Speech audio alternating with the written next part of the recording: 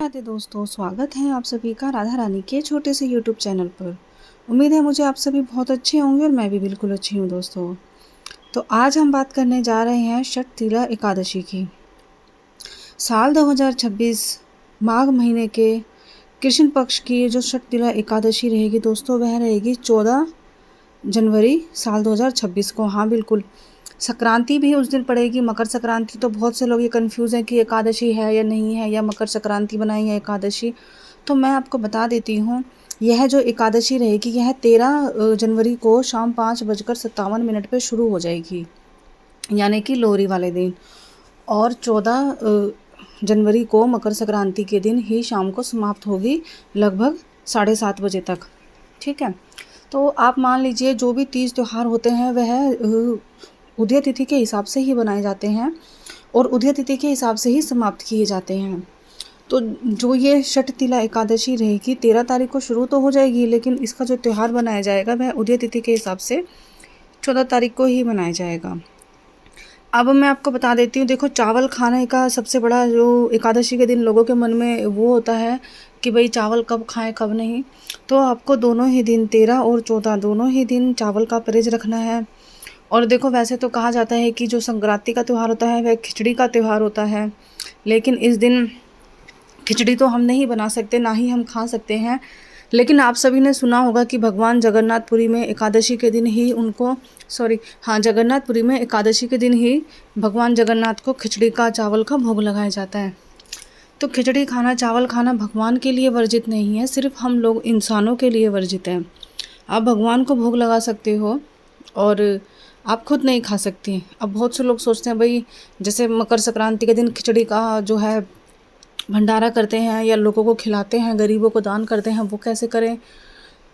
तो वैसे तो देखा जाए तो खिचड़ी के अलावा आप कुछ और भी, आप खिचड़ी जैसे नमकीन दलिया बनाकर या जो समक के चावल होते हैं वह बनाकर आप दान कर सकते हो।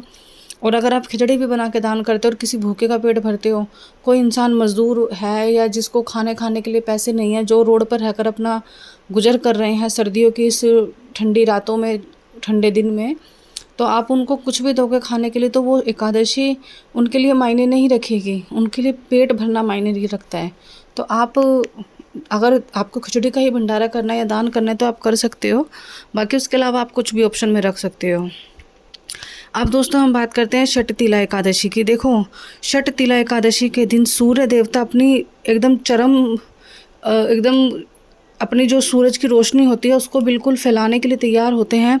जैसे आपने सुना होगा कि जब शरद पूर्णिमा आती है तो चाँद उस दिन रात को अपनी पूरी रोशनी फैलाता है और उस दिन चाँद के अंदर से अमृत बरसता है। इसी प्रकार सूर्य देवता भी मकर संक्रांति के दिन अमृत बरसाते हैं और ऐसा कहा जाता है कि मकर संक्रांति के बाद दिन थोड़े थोड़े खिलने लग जाते हैं और जो सर्दियों के ये दिन होते हैं वो समाप्त हो जाते हैं, सूरज उगने लग जाता है, धूप अच्छे से आने लग जाती है। आपको मकर संक्रांति के दिन, जो भी लोग अभी तक ठंड की वजह से अपने घर के दरवाजे पर्दे बंद करके रखते हैं, तो मकर संक्रांति के दिन आपको अपने दरवाजे खोलने हैं, घर के अंदर धूप आने देनी है, थोड़ा सा धूप में खुद भी बैठना है। ठीक है, अपने आप के शरीर को सुबह सुबह की अर्ली मॉर्निंग की धूप दें। उस दिन सूर्यदेव को पानी ज़रूर दें, क्योंकि सूर्य का साल है और मकर संक्रांति भी सूर्यदेव से ही जुड़ा हुआ है, इस वजह से। साथ ही साथ षटतिला एकादशी है तो ये तिल के नाम से जानी जाती है। षट का मतलब होता है 6 और तिला का मतलब होता है तिल। माघ महीने में तिल का दान किया जाता है, ये तो आपने मेरी पहली वीडियो में कई बार सुन लिया होगा, देख लिया होगा। लेकिन षटतिला का मतलब 6 तिल।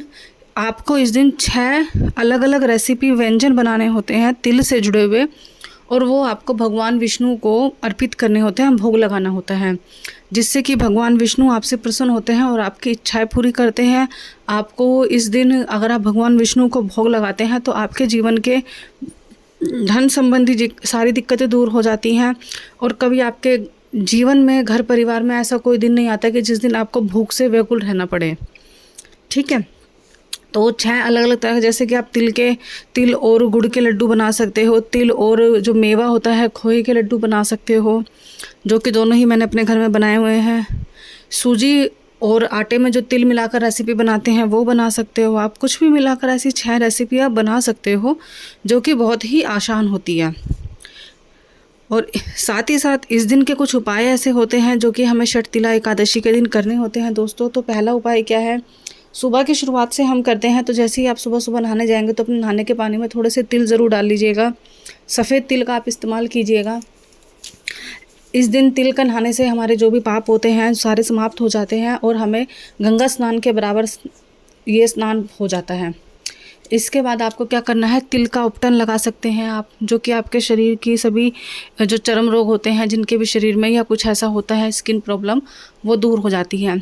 इस दिन आपको भगवान को तिल का भोजन करना है, जिससे कि भगवान आपकी इच्छाएं पूरी करते हैं, मनचाहा वर आपको देते हैं और साथ ही साथ आपके सभी पापों को नष्ट कर देते हैं।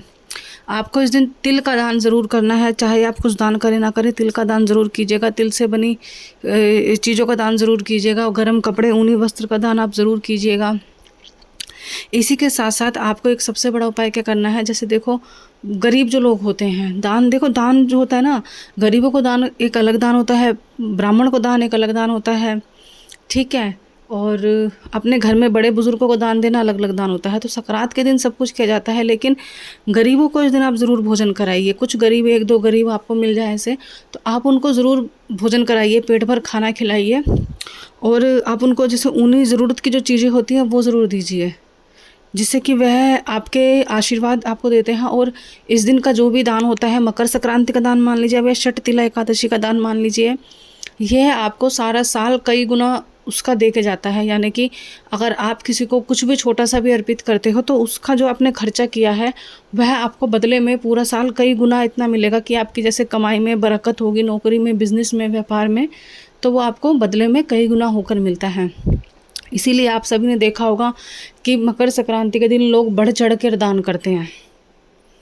तो दोस्तों, यही थी मकर संक्रांति की जानकारी जो कि मैंने आपको दी है। छठ तिला एकादशी की कथा, जो कि मैं हर एकादशी के दिन अपने चैनल पर डालती हूँ, जल्द ही आपको मिल जाएगी। आप मेरे चैनल पर ऐसे ही बने रहिएगा। अगर मेरी दी गई जानकारी आपको ज़रा सी भी हेल्पफुल लगती है तो प्लीज़ मेरे चैनल को सब्सक्राइब और लाइक कीजिएगा। वीडियो के एंड में कुछ उपाय मेरे ऐसे होते हैं जो कि